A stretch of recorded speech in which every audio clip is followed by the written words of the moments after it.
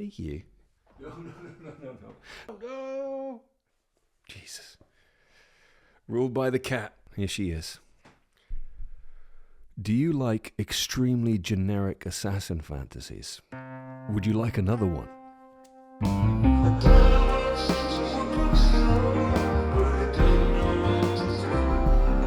Agent 17 by John Brownlow is about a nameless assassin who works for an elite agency, but his alliances and life are turned upside down when his latest assignment does not go to plan.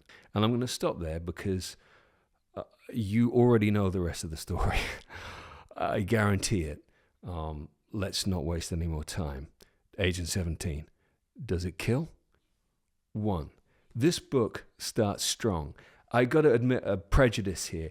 Any book that looks like it's ripping off either Lee Child or Richard Osman, I'm immediately reticent to engage with. I don't need any more books with characters walking away in silhouette or twee drawings trying to trick Granny into thinking Richard Osman has written a new book. But I read the first chapter on Amazon. I thought, this cat can write. And it has a problem that I've only noticed more over the last few months, where the first 3 chapters, you're going, oh my God, this guy can write. Like, this is fantastic. Oh my word, I can't wait to find out what happens next. And then chapter 4 comes around, chapter 5, and suddenly you're like, oh, okay, fine. Where are we going with this? Oh, that's predictable or unconvincing. And soon you go from having had a fantastic time to being, resentful that you spent 25p for this book in a charity shop. The reason I'm so grumpy about this book is because of the first 3 chapters. It proves that John Brownlow can really write, and then he it. 2. This is a real-size book with fun-sized chapters. The book is 407 pages. It has 158 chapters. That's 2.5 pages a chapter. And that means when it starts, it feels terrifically fast-moving and confident. And you think, wow, this guy really has narrative chops. He's cutting to the chase. He's moving swiftly through all of these things. This is great. And then about 10 chapters in, it just feels like you're with somebody who cannot keep still. It has this narrative ADHD, and after a while you're just going, can we please just concentrate on one thing for more than 2 goddamn seconds? Every chapter, every ending is clickbait. It's like taking something that can be very satisfying and turning it into 158 sugar rushes, one after the other. It doesn't feel good anymore. 3, this book has deeply unlikable characters. There is no one to root for in this book, especially not the narrator. Now, Judy from Richard and Judy's book club at the start writes, he kills for the money, but you'll end up liking him. Now, I hate to be the one to tell Richard and Judy that they're full of shit, but au contraire, I hated this character.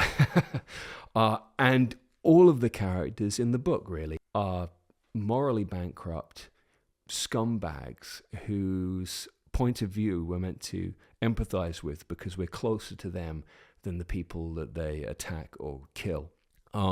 We have characters who we're meant to like who do things like piss in other characters' faces. And apart from this, the main character also, for being the world's best assassin, spends almost every chapter messing something up and going, oh, I just didn't think of that, or oh, I miscalculated that, or oh, I just didn't quite do that thing right, which is just really annoying because it's like, why are you always talking about being the best when every single chapter is about how you just messed something up? I think this is something that Lee Child does particularly well. He takes a very competent character who's meant to be really good at things and then throws them into a situation where they can't possibly predict what's going to happen, and then they have to deal with lots of stuff as a result. Whereas this guy is always telling you how clever he is, what he's about to do, and then that messes up and he looks like a dick. 4. This has been done a million times before, and it just feels like plot points character traits and stylistic quirks have been taken from other better works of fiction and bolted together. There were places in my notes where I was like, oh, but that's just the origin story for Bud White in LA Confidential. Or this is just a device Lee Child used in one of his books. Everything about the plot, the characters, the style feels like a set of calculated business decisions to combine things that worked elsewhere rather than a work of fiction, and certainly rather than a work of passion. 5. Something can be unoriginal and a lot of fun, but what ruins the fun here is that this book wants to have its cake and eat it. It wants to drive the fast car and say that only douchebags drive fast cars. It wants to say that the genre is sexist and past it, and then it literally has the main character sleep with someone and then immediately kill them. At the very start, it feels like it's going to be this wonderful kind of pastiche, but it isn't. It just turns into the thing that it mocks. It has that deeply unself-aware, whiny, exhausting tone of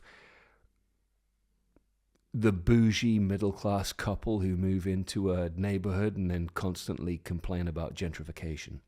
You know, it's a book that doesn't like what it is. And along with the snark is a pretend cleverness with skin-deep references to Azerbaijani culture and Margaret Atwood and Wagnerian opera. But it's just meaningless name-dropping. It's the guy who thinks that mentioning Jacques Derrida's On Grammatology will trick you into thinking he's read it. So let's get this over with. Agent 17 by John Brownlow. Read it if you're stuck in an elevator. It's a bombastically insipid story that feels like work for hire. It feels like it was ghostwritten by its own author. Read the first 3 chapters, imagine something better follows it, and then use it to jam open a door, straighten up a wobbly table leg, or better still, gift it to somebody you don't like for a secret Santa. Oh, I'm a bitch.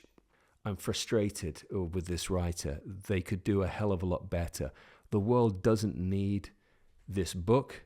It doesn't need a series of these books. And it doesn't need the crappy cut-rate Amazon Prime TV show that it seems to be a pitch for.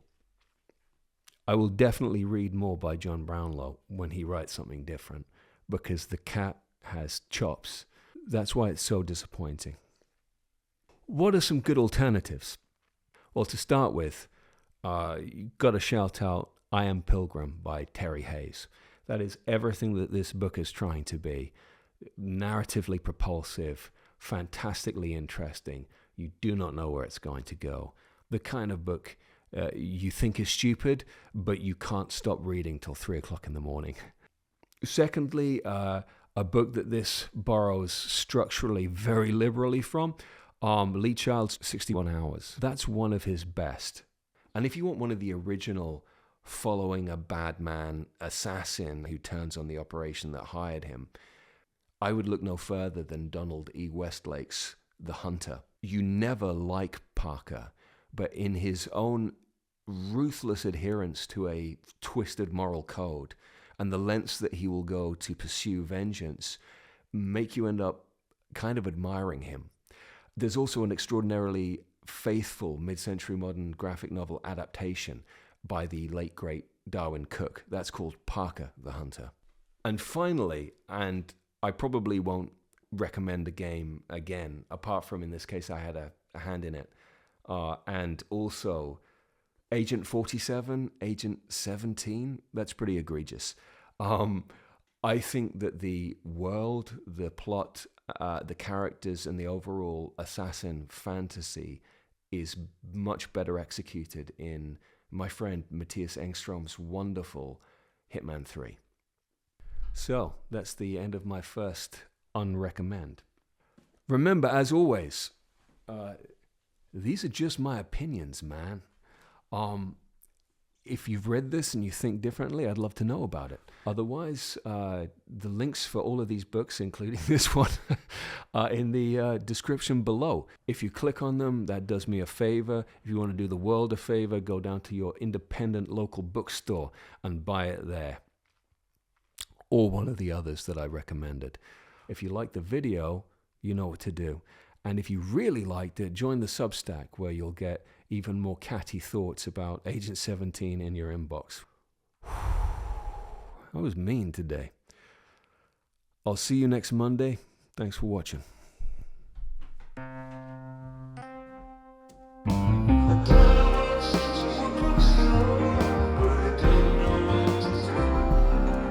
If you enjoyed me being grumpy about a thriller, check out The Night of Baba Yaga. If you'd like sunshine and flowers, check out my review of The Impossible Thing. I loved that even more than I hated this.